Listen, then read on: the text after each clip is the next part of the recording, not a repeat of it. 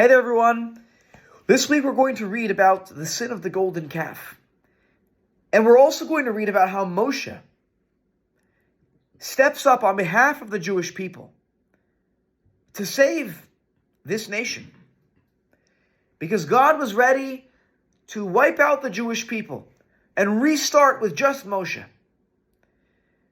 And Moshe, on behalf of the Jewish people, beseeches God to forgive the Jewish people. In doing so, God reveals to Moshe a very important concept, which are the 13 attributes of mercy, the Yud Gimel Midot HaRachamim. And we are familiar with these Yud Gimel Midot HaRachamim because we say them on every Yom Kippur multiple times during the Slichot period leading up to the high holidays and through the high holidays. We say them all the time. On every Yom Tov, we say this when we're taking the Torah out. Hashem, Hashem, kel rachu v'chanun erech apayim rav chesed v'emet nozah chesed lavim noseh v'fesha v'chata'a v'nakeh. These 13 attributes of mercy of Hashem. And the Gemara Rosh Hashanah tries to explain to us, why does it say Hashem, Hashem twice? What is being described in those attributes of Hashem, Hashem? And the Gemara says that one Hashem is mentioned there.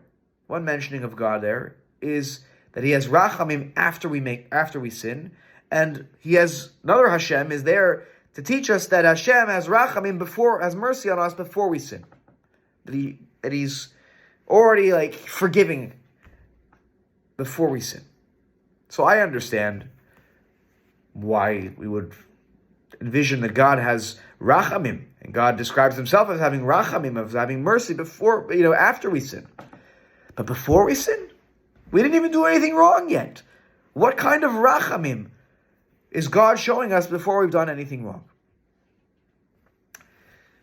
So the Aruch HaNer, Rav Yaakov Ettlinger, gives an explanation of this, and he uses a phrase from Masechet Sukkah to try to help explain his point. It says in the Gemara there, Yitzro shel Adam mitgaber alav b'chol yom, v'ilmale HaKadosh Baruch Hu ozro lo yachol lo. That the inclinations of a human being are so powerful every single day.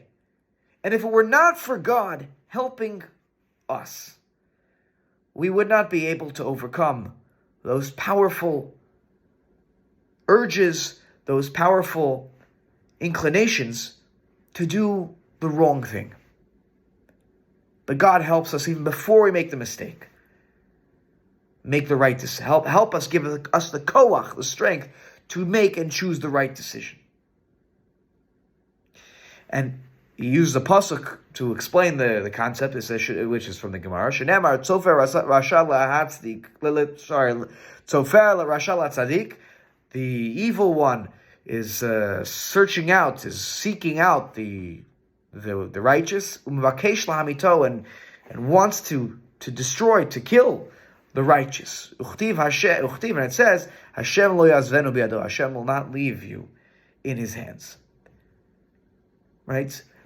Sometimes our evil inclination to do the wrong thing can be powerful. But Hashem also created us in a way that we also have a moral compass. We refine that throughout our lives. But Hashem creates us with that. And as the Aruch HaNer says, Ein lecha midat harachamim gadol mizeh, sheHaKadosh Baruch Hu ozar kodem shiachta. There's no greater attribute of mercy than that God created us with a moral compass.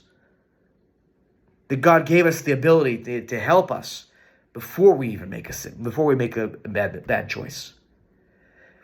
And I think it's so important that we appreciate that God has given us this to us, and also to give ourselves credit that if we work on our moral compass and we refine it, so often it seems like certain things are not even a challenge for us because we're making good decisions. But that is because God put us in a good position to help us work and hone our moral compass, but also we should give ourselves credit for doing the hishtadlut, to putting in the work to refine ourselves, or refine our character all the time. And then we could take a view of ourselves in its totality, right? Not just looking always at the mistakes we make, but how many times we make the right decision and we don't even think about it. Let's give ourselves a pat on the back. See the good that we do all the time. Acknowledge it for ourselves and acknowledge God and thank God for giving us the ability to make those right decisions. Have a Shabbat Shalom, everyone. I hope to see you in Shul.